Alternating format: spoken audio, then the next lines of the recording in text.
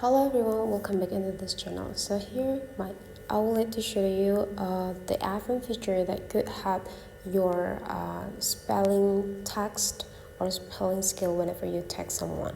So here I could be confident with my English speaking skill, but then I really have less confidence for my spelling or grammatical things because I have bad memories ability to memorize every spelling of the word. So here this feature could be helping me that much. So here you just need to open the settings and then you just need to scroll all the way down until you find this general, and then you just need to tap on it, and now you just need to find a keyboard and tap on it.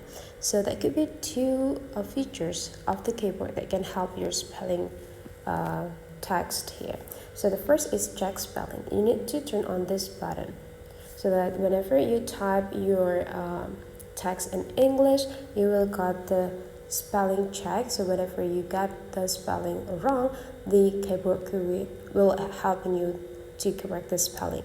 And the next is predictive text, because sometimes we feel so confused, haven't had to find the words that could be matched with our sentence, so that you need to turn on this features to get an option of the words so you can get a help to complete your sentence. So this two is the features that can help your spelling in your iPhone.